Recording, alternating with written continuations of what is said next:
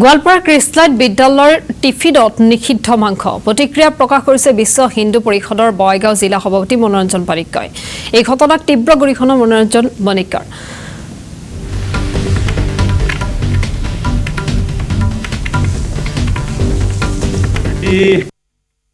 আমি এটা সংবাদ মাধ্যমযোগে বস্তু দেখা পালোঁ কি কৃষ্ণাইট হাই ছেকেণ্ডাৰী স্কুলত বোলে তাত গো মাংস লৈ গৈছে।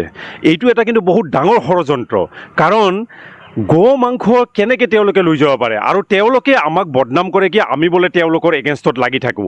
আমি বিশ্ব হিন্দু পৰিষদ বজৰং দলে আমি বাৰে বাৰে এটা কথা কৈ আছোঁ, আমি সনাতনী ৰাইজে আমি কেতিয়াও তেওঁলোকৰ এগেইনষ্টত নালাগোঁ, কিন্তু তেওঁলোকে জানি বুজিও বাৰে বাৰে এনেকুৱা কৰ্মকাণ্ড যেনেকৈ লাভ জেহাদ হওক বা এনেকুৱা গো মাংস লৈ যোৱাটো তেওঁলোকে কিয় বাৰে বাৰে কৰে। নিশ্চয় তেওঁলোকে আমাৰ লগত লাগি থাকিব বিচাৰে, আমিতো আগত লাগিব নিবিচাৰোঁ।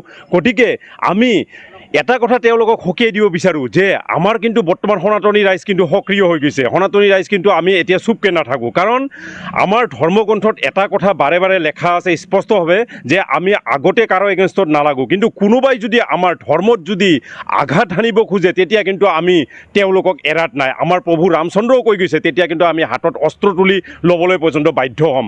আৰু এই ক্ষেত্ৰত আমি যিহেতু বিশ্ব হিন্দু পৰিষদ বজৰং দলে হিন্দু সনাতনী ৰাইজৰ ৰক্ষক হিচাপত